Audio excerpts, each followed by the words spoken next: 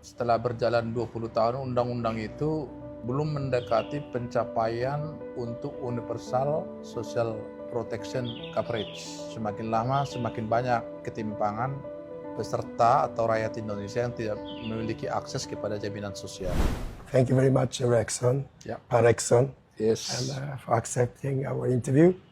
And I'm sorry if my voice to the audience today, but I will do my best. So, Pak Rexon, you are leading the drafting team of the SJSN amendment law. But so I want to ask more in detail about this initiative. But before that, I would like to invite you to introduce yourself and the role you are playing in the DPD. Please. Yes. Saya Rexon Silaban, saya sebelumnya adalah Presiden Konfederasi Serikat Buruh seluruh Indonesia.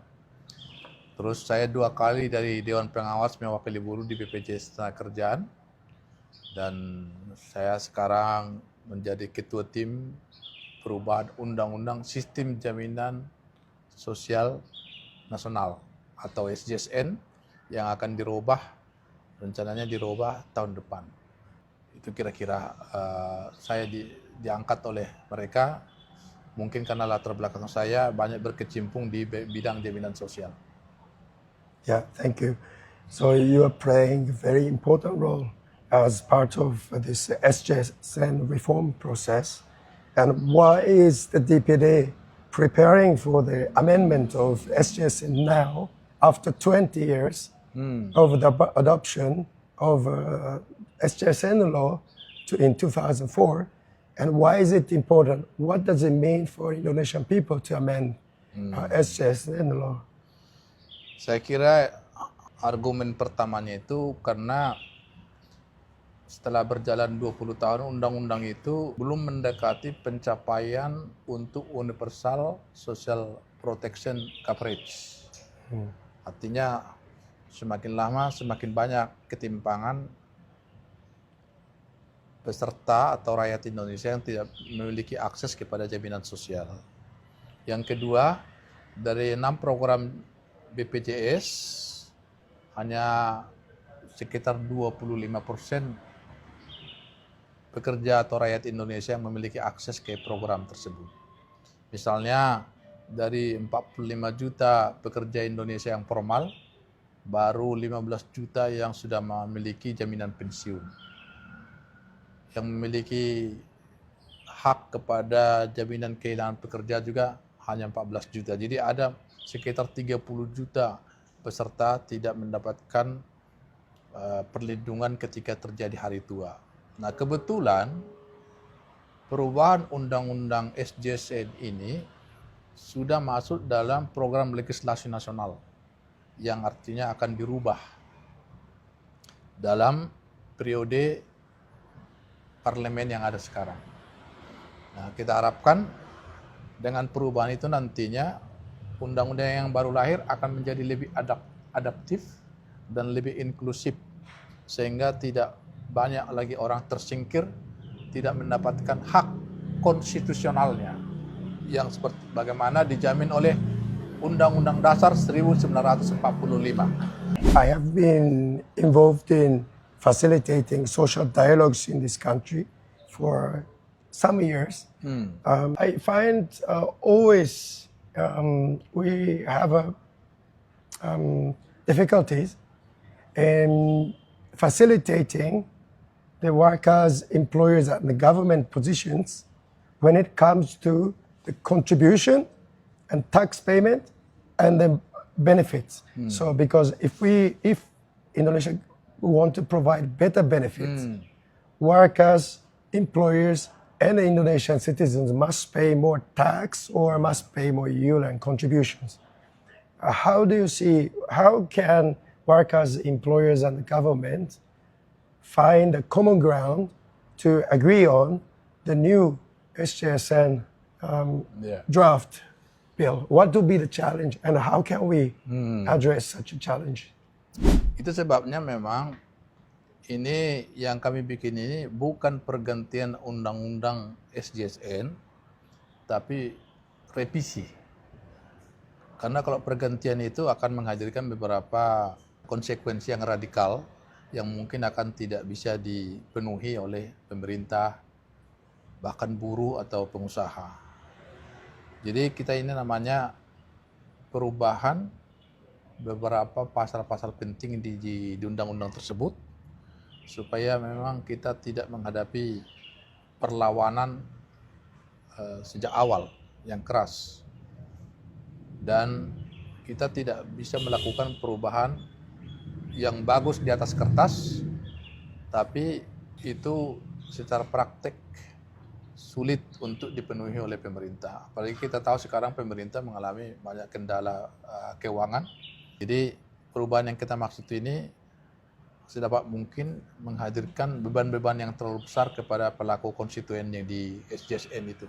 Sebagai contoh, ada masalah kalau ditambah kepesertaan untuk pekerja informal. Siapa pembiayai? Karena negara tidak punya. Nah, kita bikin solusinya, integrasi bantuan sosial ke jaminan sosial. Jadi, sekarang ada penerima bantuan sosial itu 70 juta, tapi tidak ada kewajibannya untuk menjadi peserta jaminan sosial. Nah, kalau ini otomatis diintegrasikan, berarti kita sebenarnya bisa mendapatkan setidaknya 50 juta peserta baru tanpa menambah biaya dari pemerintah. I fully agree with you.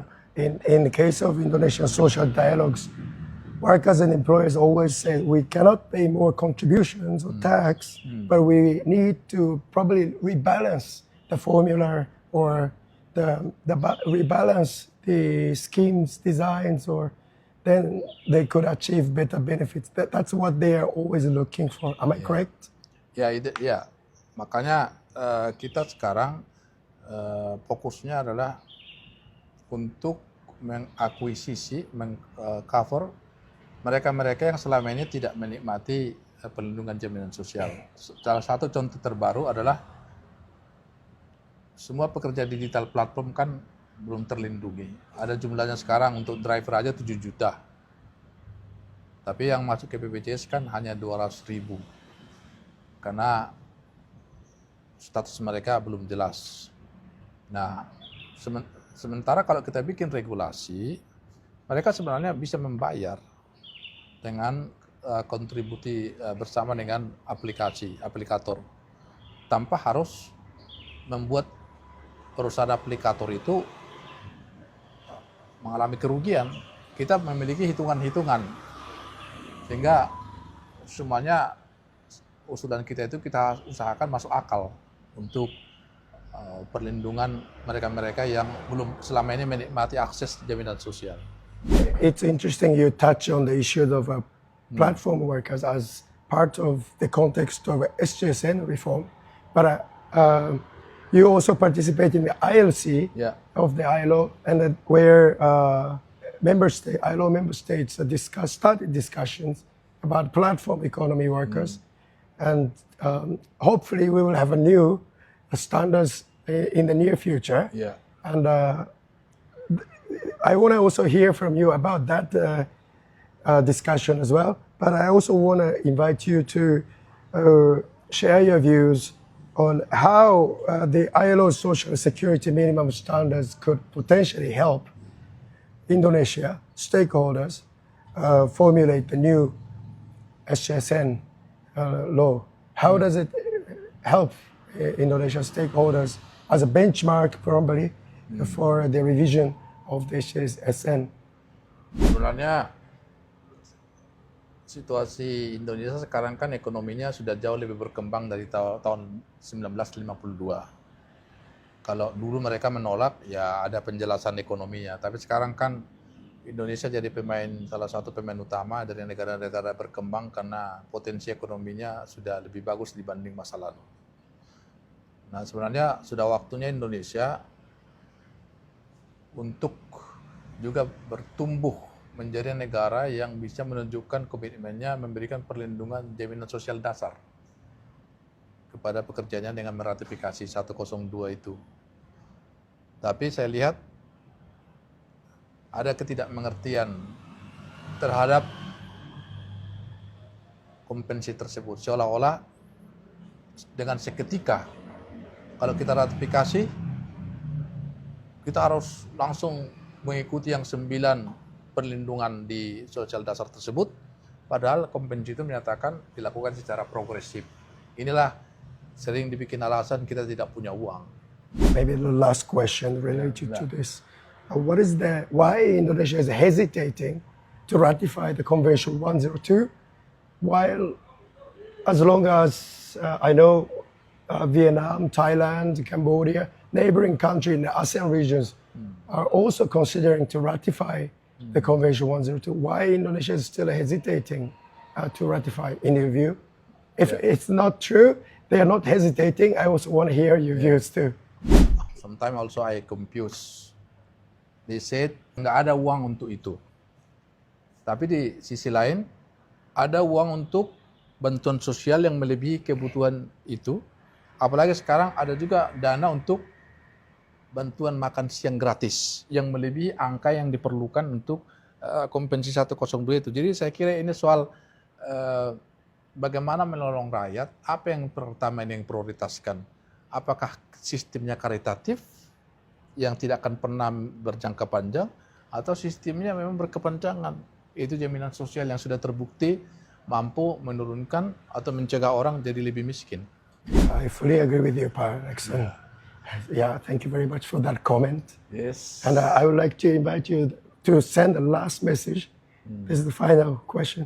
Would you like to say something to the audience, Indonesian people? Jadi jaminan sosial itu adalah hak asasi manusia yang paling basic.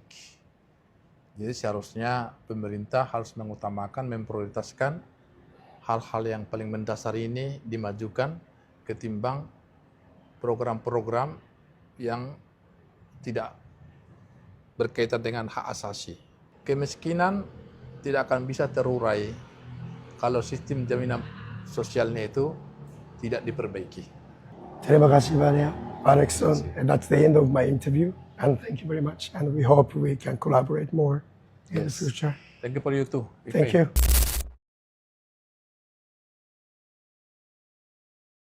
Perbedaan antara bantuan sosial dengan jaminan sosial. Indonesia sekarang fokusnya dananya APBN untuk bantuan sosial, sementara jaminan sosial untuk ketenagakerjaan itu sedikit. Padahal bantuan sosial itu sebenarnya peruntukannya adalah untuk menolong orang miskin agar bisa menghidupi dirinya, mendapatkan kebutuhan untuk hidup minimum. Misalnya beras, bantuan listrik, ada lagi bantuan keluarga harapan, perumahan. Tapi itu akan mengakibatkan efek ketergantungan jangka panjang. Karena itu tidak akan pernah membebaskan orang yang miskin dari kemiskinan. Karena itu sama dengan memberikan umpan ketika memancing, bukan memberikan kail. Sementara jaminan sosial adalah jaminan perlindungan yang lebih berlangsung jangka panjang, karena itu dilindungi ketika hari tua, dilindungi kepada sampai anak-anaknya, dilindungi ketika menghadapi kecelakaan kerja atau rumah sakit. Ketika terjadi kekurangan dana, jaminan sosial lah yang akan membiayai. Nah, ini akan bisa lebih berkembang, membuat orang sadar akan perlunya menjadi pekerja formal. Karena dengan memberikan iuran sedikit, bisa mendapat perlindungan jangka panjang. Bukan seperti bantuan sosial, mendapatkan bantuan setiap tahun. Tapi kalau nggak ada dana untuk tahun depan, ini bantuan hilang. Sementara jaminan sosial, sekali kita mengiur, akumulasinya itu bisa berlangsung sampai di jaminan hari tua dan ketika kita pensiun, termasuk untuk anak-anak kita dan juga istri kita. Jadi dalam rangka Indonesia mencapai target Indonesia Emas tahun 2045, saya kira kita harus berubah paradigma kita bahwa memperbanyak bantuan sosial, tapi mengabaikan capaian untuk kepesertaan jaminan sosial akan membuat Indonesia akan tidak berangkat dari kemiskinan. Sehingga saya menyarankan kita harus mempromosikan lebih banyak jaminan sosial ketimbang bantuan sosial, atau setidaknya mengintegrasikan bantuan sosial itu sebagai bagian juga jaminan sosial. Tapi jangan dipisah. Kalau terlalu fokus ke bantuan sosial, itu akan berbahaya kepada masa depan Indonesia. Dan kita bisa gagal mencapai Indonesia sejahtera tahun 2045. Sudah terbukti dalam semua konsep dalam teori, bahwa jaminan sosial lah yang paling mampu sebagai economic stabilisator untuk kemiskinan. Pencegah kemiskinan jatuh ke dalam jurang kemiskinan. Tidak bantuan sosial. Tapi bantuan sosial akan menciptakan selamanya ketergantungan. Jadi kalau selamanya kita bergantung kepada bantuan sosial, kita tidak mendapatkan Indonesia emas, tapi Indonesia cemas.